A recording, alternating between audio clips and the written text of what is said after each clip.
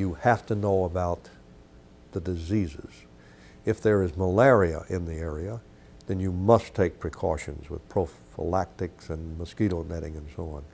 If there is leishmaniasis, this dreadful little protozoan called ulcerating disease, then you've got to be careful with the little white flies that carry that and so on. But there are plenty of areas, particularly in the Amazon and Orinoco basins, for example, where none of these diseases occur, particularly in the uninhabited areas. There are others where they do occur, and you just have to take that precaution.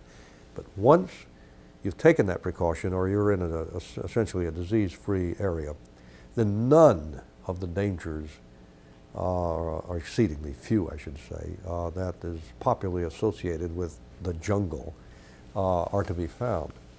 And in fact, when I go into a rainforest, I feel completely at home, completely safe there.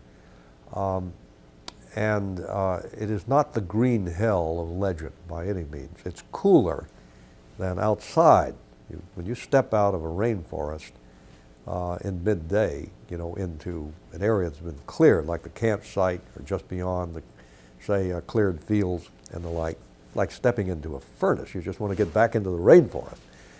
Temperatures rarely reach 90 degrees, even at midday, and it cools down sometimes into the upper 70s, so it's warm. Sometimes it's hot, but it's really quite comfortable.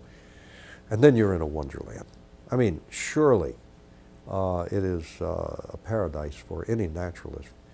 A mature rainforest is an area that's easy to walk around in, relatively easy, because the canopy above you catches so much of the sunlight that the heavily shaded, even sometimes dark understory is relatively open, so you can walk around. And the diversity is fantastic.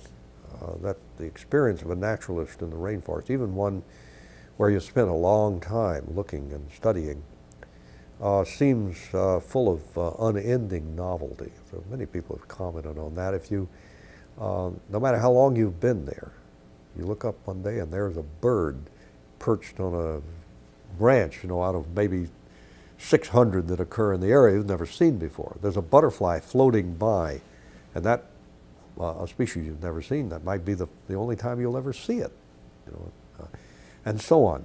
Many of the creatures that you see, if you're on the floor, if you don't get up into the canopy itself, and that's not easy to do, but if you stay on the floor, which I usually do working on ants, then a lot of the novelty is coming to you from that canopy.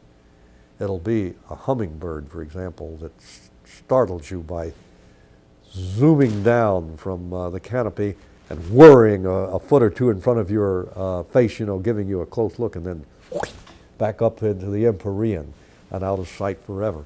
It can be a huge walking stick, literally it can be that long, for example, that falls out in front of you and clumps down on the ground and starts to crawl away. It may have fallen from 70 feet up and so on. So if only I could also have an air-conditioned apartment and the occasional dining out in a halfway decent restaurant, I could stay in a rainforest the rest of my life.